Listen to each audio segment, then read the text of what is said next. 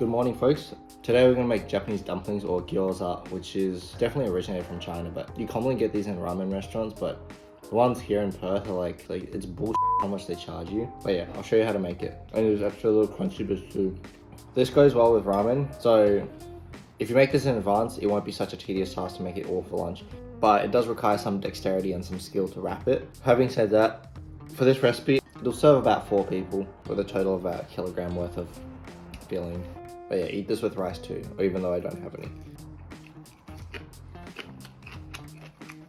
Despite the fact that you think dumpling, you think meat, it's mostly a cabbage dumpling. So there should be approximately more cabbage than pork. You probably could get away with just using regular cabbage, but napa cabbage is ideal. If you wanted a more pork dominant one with a greater pork ratio, just go with half a head of napa cabbage, then chop it up into tiny bits. That's about half a head of cabbage for reference. Or napa cabbage. No, you're going to want to address the garlic chives. Obviously, you want to wash it. It can be quite dirty inside, in between each single stem of leaf. I pretty much use 1 finger circle's worth. So, index finger touching tip of your thumb, make a circle.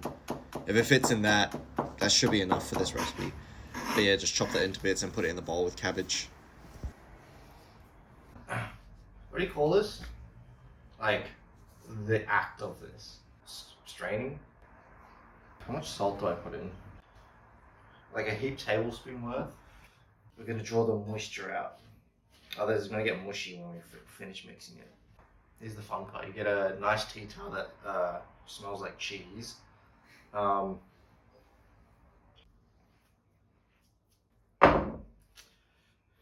something like that. So it's all wrapped in and the water's already coming out. You ever just you want to twist that infant's head after it wants to stop crying on the airplane? Do that.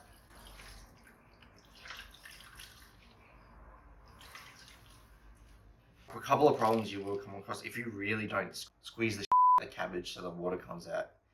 It'll be all sloppy. Quite frankly, you'll have a nightmare trying to make it. This is like quartered in size. I think that should do it, to be honest. I don't know, what could you do with this water? You want to drink it? It's probably salty and gross. Oh, that's awful. I don't want to drink it.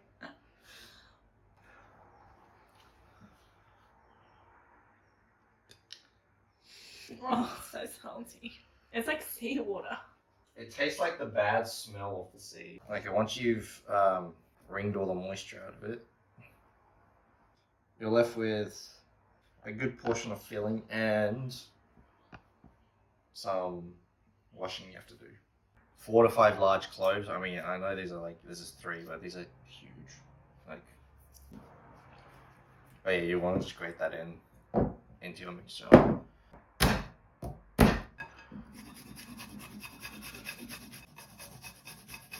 Next, you want I'd say about half to 2/3 of what you put in terms of garlic, of ginger.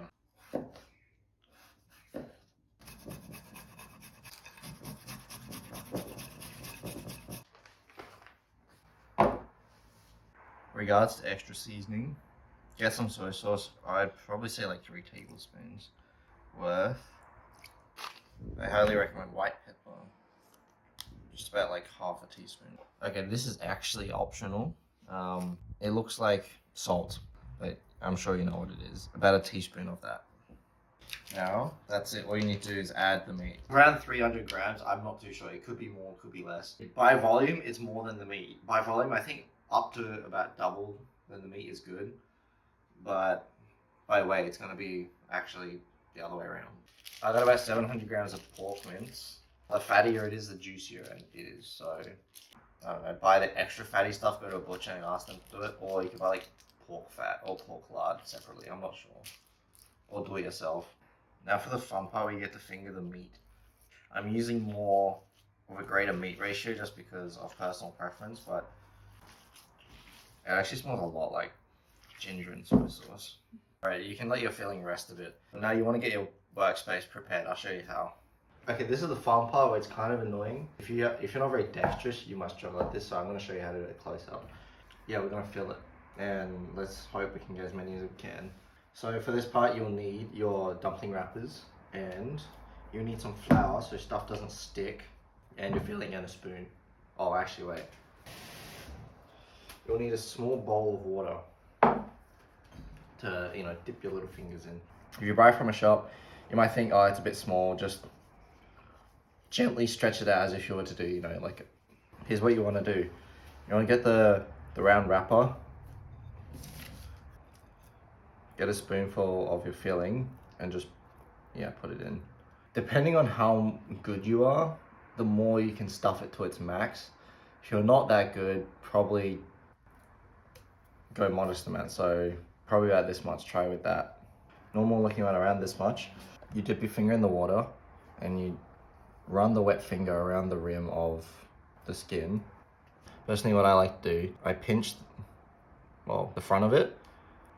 How do I explain this? You want to make those like folds to make it nice and pretty. 4 to 7, so you want to use one hand to push or create the fold against your other hand's finger. You only really need to stick, as you can see this portion here. And if the filling starts filling out, you can push it back in so it back fills, the rest of it. Okay, it looks something like that. And you just repeat that until you run out of filling or skins. Hopefully you run out of filling first. And look, I overstuffed it, so just like pinch it out like you would a turd. And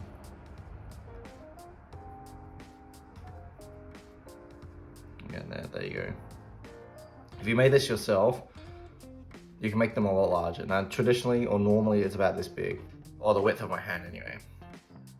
There's a ramen shop in Japan that I frequently go. It's like at least triple the size. But like that's the gimmick, but it's actually really good.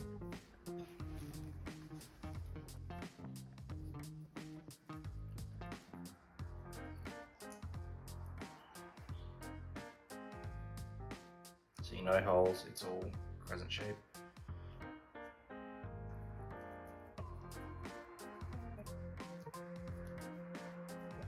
Yeah, how many folds is that? 1, 2, 3, 4, 5. Yeah, about 5 folds. Okay, look, basically there's a lot of tedious process to this, so you might as well make a huge batch. And should you do that, you would want to freeze it. And to prevent it from sticking, you want to flour the shit out of all of it. Otherwise it's gonna like stick, and then when you cook it again, it's gonna like be awful, etc. You've made your gyoza, it's pretty much done. You want to strive for this. It looks store-bought. You can tell who made this. Looks like a 2-year-old made this. But be honest with yourself, you're probably gonna do this.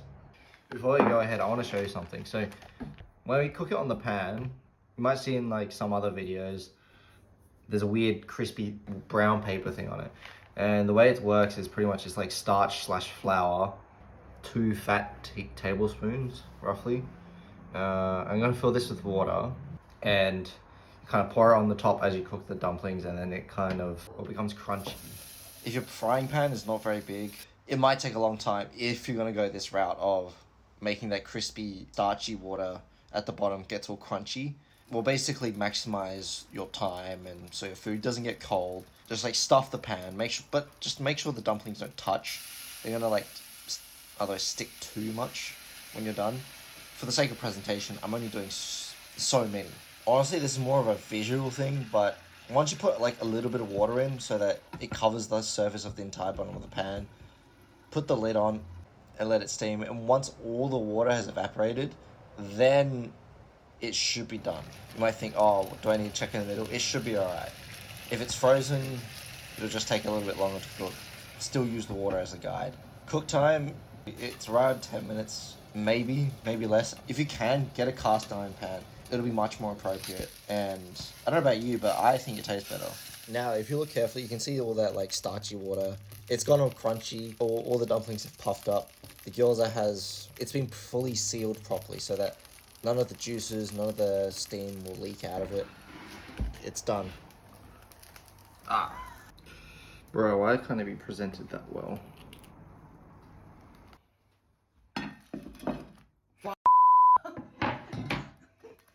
It's crispy on the outside. For the most part, it's actually really good. nitpicky thing would be that I wish it was like it stayed a whole big nice circle, you know, the same shape of the pan.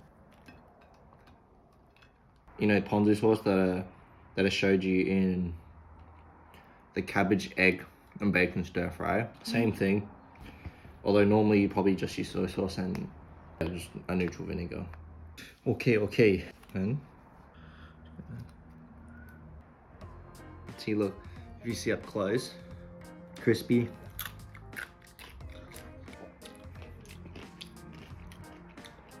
Yeah, that definitely hits the spot. Yeah.